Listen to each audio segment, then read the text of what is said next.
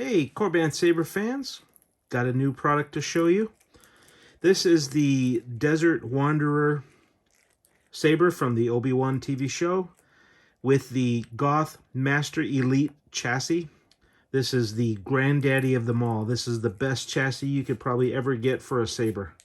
I'm going to show you a few things about it and show you how it works and show you what to do. So when you first get it, what you do is open up this back area here.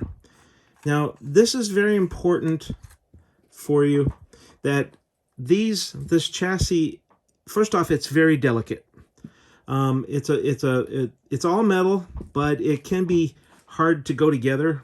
It's easy to go together, but it's easy to damage if you don't know what you're doing. So please pay attention as best you can with on this video to avoid accidentally breaking it yourself. So when you pull off this back end, I would leave this part on and just unscrew the pommel. When you go to pull this out, I would only do this. I would wiggle it back and forth and slowly pull it. Don't pull it straight out, and I'll tell you why in a second. Just slowly pull it. Don't force it. Wiggle it back and forth, and you can then pull this chassis out. What a beauty. That is probably one of the most beautiful looking chassis. It's mostly metal. It has a lot of cool features. So what you do is now, to get access to the battery, you lift this up. Be careful. To pull this battery out, I would take a flathead screwdriver and hold it with your hands here and gently, I would actually pull from this end, because this end back here, there's like a ridge. So you pull this back with this flathead screwdriver and peel it up.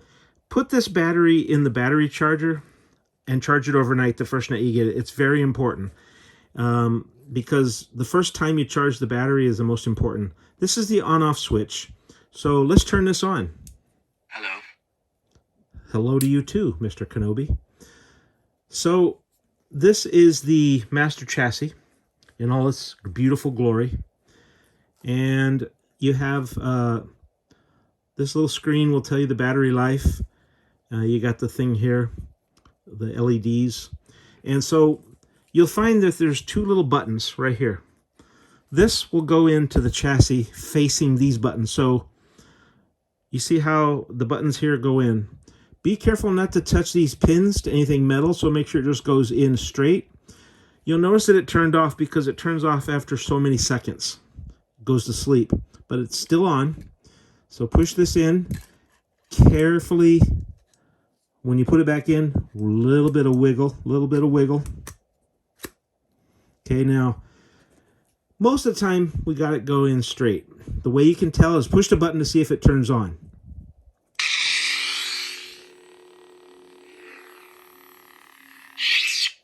Okay, now, the back button will light it up.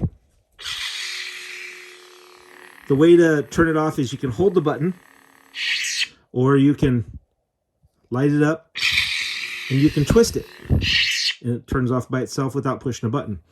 The upper button here, it changes fonts. Where is he? There's Darth Vader.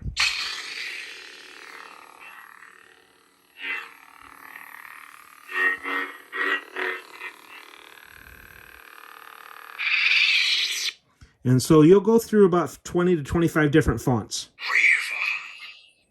The Force is with you, young Sky. I'm a Jedi.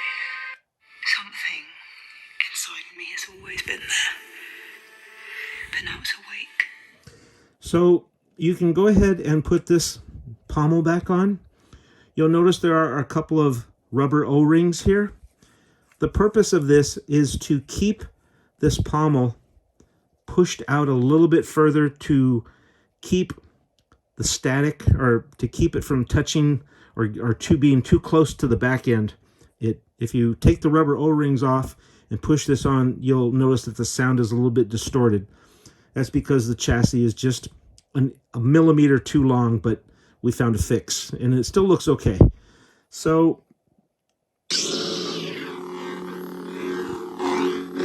Sounds really good. And it's the master chassis. Now, you can, it comes with two different emitters.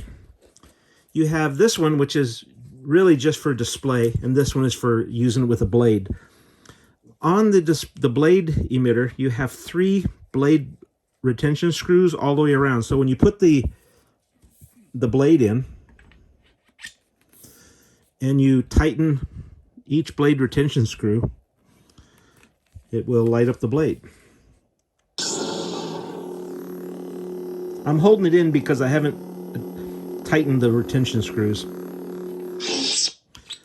Now, if you don't really plan on using the blade with it, what you can do is you have to hold this piece right here with your fingers and gently unscrew this. Don't turn this because you'll rip the wires. So you never want to put this on too tight. So put this on, then this is your blade plug. And you can put the emitter on that looks more accurate to the way it is, but it's not meant to really hold a blade. Turn this on. You can put this on like that if you want to. It'll still work. You can put a blade in there, but there's no retention screw, so it's not meant for holding a blade. You could even put the blade plug in if you want.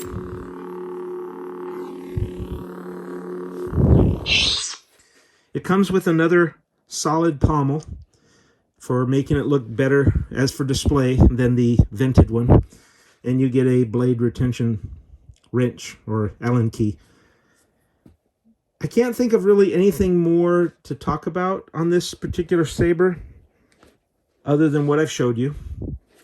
Again, if you plan to use it with your blade, hold this with your fingers and take this off, and you can go ahead and put this on. I wouldn't push it too tight because it might be harder to get off. This is a weathered version. There are clean ones, and this one's the weathered. Again, the biggest thing I can reiterate on your training for this saber is to be delicate with removing the chassis. Remember to, when you go to pull it out, wiggle it. Just wiggle it a little tiny bit, a little tiny bit, a little tiny bit. You'll start to feel it come out, and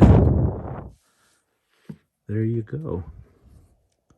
Now, if it was me, I would just leave the on-off switch on all the time, because the chassis does go to sleep after a little bit, and your saber could sit on the shelf for a month or so before you really have to take the battery out and charge it.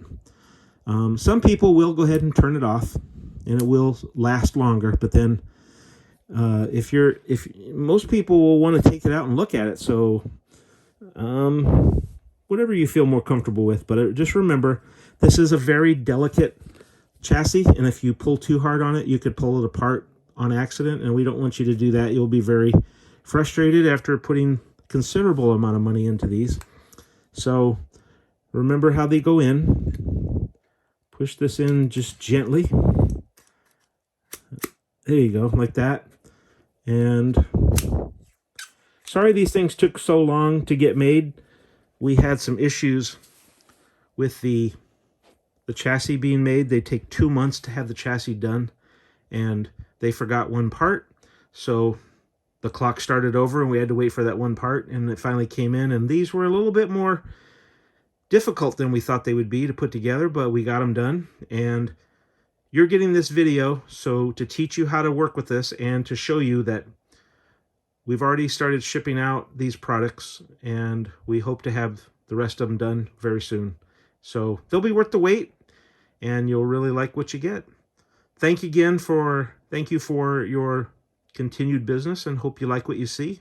And have a great night, and we'll see you when we get the new stuff out. Thank you.